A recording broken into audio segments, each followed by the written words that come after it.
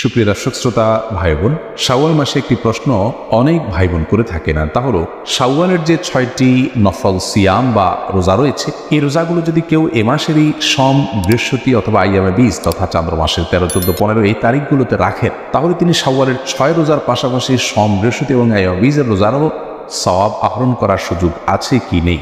অর্থাৎ রোজা হবে একটি, কিন্তু নিয়ত হবে দুটি। এক ইবাদতের মধ্যে দুটি নিয়ত করার বা দুটি আমলের সওয়াব লাভ করার সুযোগ আছে কি নেই।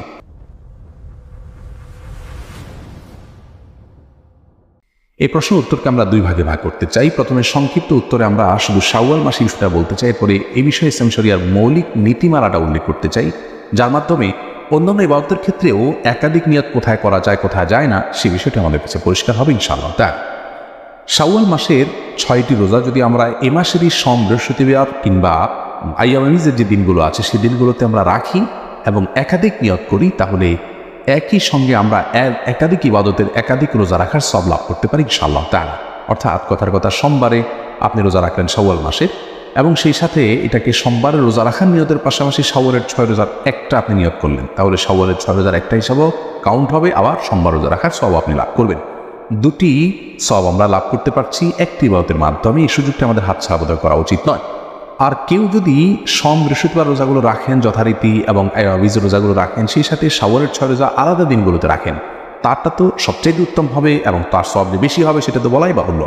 কারণ ইন্না আইজামাল জাযা ইমা আইজামিল বালা, যার কষ্ট যত বেশি হবে আল্লাহ তাআলা তাকে সওয়াব তত বেশি দিবেন। অতএব তারটি সম্পূর্ণ স্বতন্ত্র। কিন্তু আমরা কেউ চাইলে দুটি নিয়তকে ইনক্লুড করতে পারি একটি দিনের রোজার মধ্যে শাওয়াল মাসের ইবাদতের ক্ষেত্রে, এই স্কোপটি রয়েছে। অতএব এই সুযোগটি আমাদের হাতছাড়া করা উচিত হবে না। আর এই বিষয়ে ইসলামী শরিয়ার মৌলিক নীতিমালা হলো, একটি আমলে যদি একাধিক ইবাদতের নিয়তকে ইনক্লুড করতে হয়, তাহলে সে আমল হতে হবে এমন আমল যেটি মুখ্য নয়।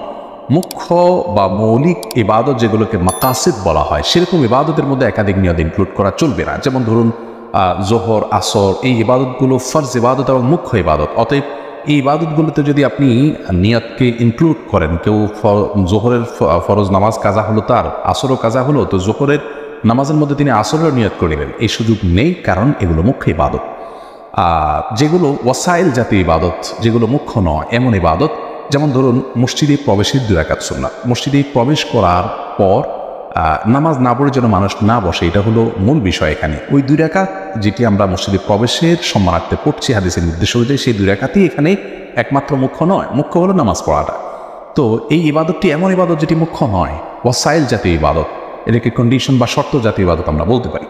তো এইরকম ইবাদতের মধ্যে ইনক্লুড চলে। অর্থাৎ ফজর নামাজে আপনি মসজিদে প্রবেশ করলেন, করে ফজরের 2 রাকাত সুন্নাত পড়লেন, সেই সুন্নতের মধ্যে আপনি যদি তাহিয়াতুল মসজিদেরও নিয়ত করেন, তাহলে সেটার সুযোগ আছে। অর্থাৎ এখানে 2টা ইবাদতের নিয়তকে আপনি ইনক্লুড করতে পারবেন।